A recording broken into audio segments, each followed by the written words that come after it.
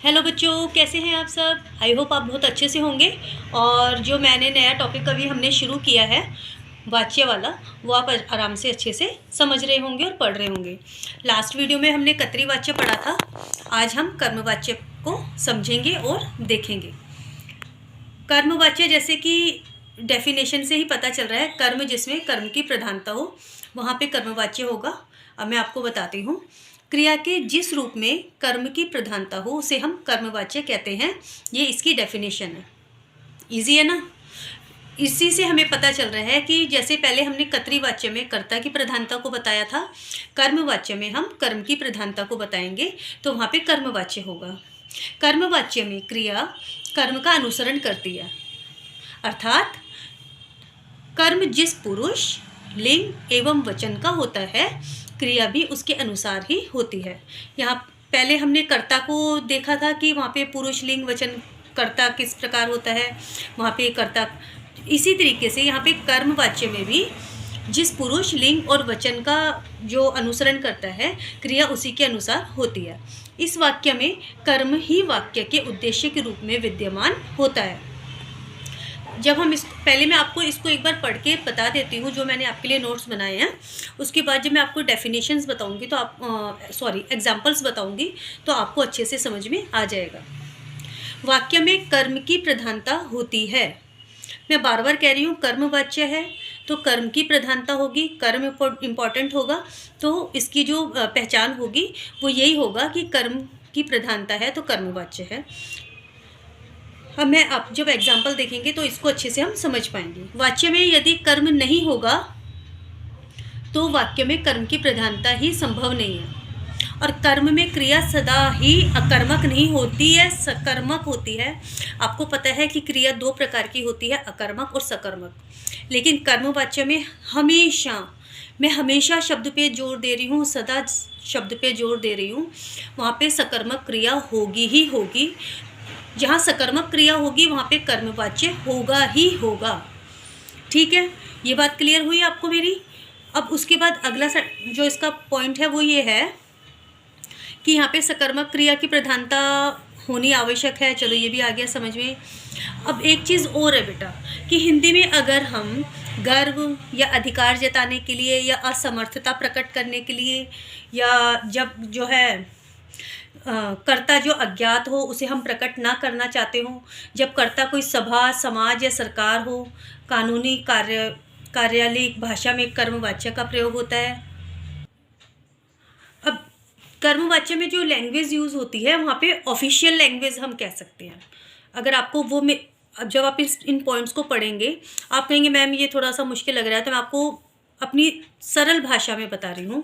जहाँ भी कहीं ऑफिशियल वर्क में, लैंग्वेज में, हिंदी में जो होगा, जैसे अभी मैंने आपको क्या बोला है कि कार्यालयी भाषा में कर्मवाच्य का प्रयोग होता है, ऑफिशियल लैंग्वेज में कर्मवाच्य का प्रयोग होता है।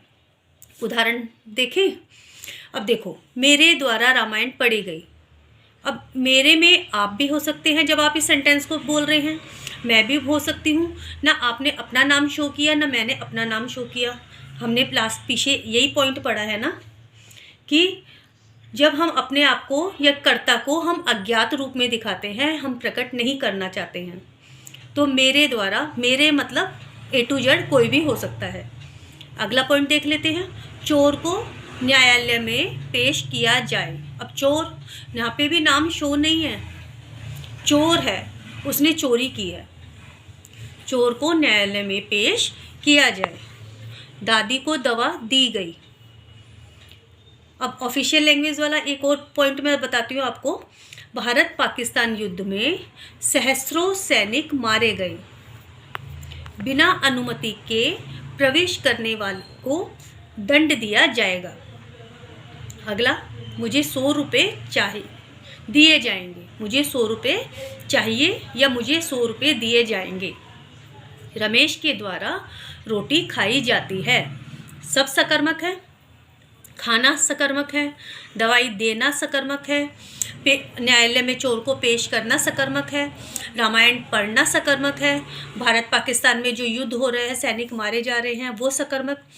इसका मतलब क्या होता है बेटा, सारी क्रियाएं का कैसी दिखाई गई हैं यहाँ पे, सकर्मक। आपको कोई भी अकर्मक क्रिया नहीं दिखाई गई। यहाँ पे कर्म वाच्य में हमेशा सदैव सकर्मक क्रिया ही होती है। ठीक है, अब आप मुझे बताइए कि आपको इसमें कौन सा पॉइंट ऐसा मुश्किल लग रहा है जो समझ में नहीं आया। मोटे तौर पे मैं आपको 2 मिनट में या 1 मिनट में मैं आपको इसके बारे में फिर से बताना चाहती हूँ, जो कि आपके लिए इम्पोर्टेंट है। कर्मवाच्य की परिभाषा क्या होती है? क्रिया के जिस रूप में कर्म की प्रधानता हो वहाँ पे कर्मवाच्य होता है, वहाँ उसे हम कर्मवाच्य कहते हैं। ठीक है, कर्मवाच्य में सदा सकर्मक क्रिया का प्रयोग होता है। कर्मवाच्य में अगर वाक्य में कर्म की प्रधानता संभव नहीं होगी तो कर्म का होना ही नहीं होगा, लेकिन यहाँ पे कर्म का होना अनिवार्य है, सकर्मक क्रिया का होना अनिवार्य है। और यहाँ पे जो है कार्यालयी भाषा में कर्मवाच्य का प्रयोग होता है। इस तरीके से जो मेन पॉइंट्स हैं यहाँ पे समझ में आपको मेरे ख्याल से आ जाने चाहिए, इसमें कोई मुश्किल नहीं है।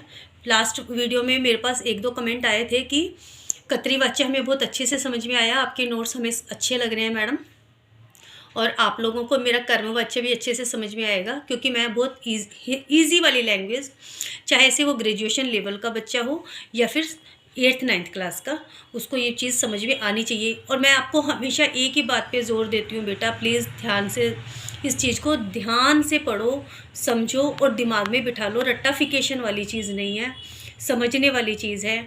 कि आज आप चलो बच्चा बन के ये सब पढ़ रहे हो, जब आप सीनियर होते हो, कोई छोटा बच्चा अगर आपसे आके पूछे तो आप तुरंत उसको समझा सके, बता सके। आप ये ना कहें कि मुझे पढ़ के बताना पड़ेगा, क्योंकि व्याकरण समझने की चीज़ होती है, रटने की चीज़ नहीं होती।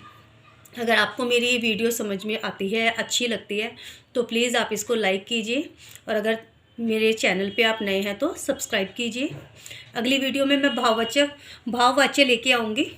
इसमें इतना ही, चलो नेक्स्ट में फिर से मिलेंगे। बाय बाय बच्चों।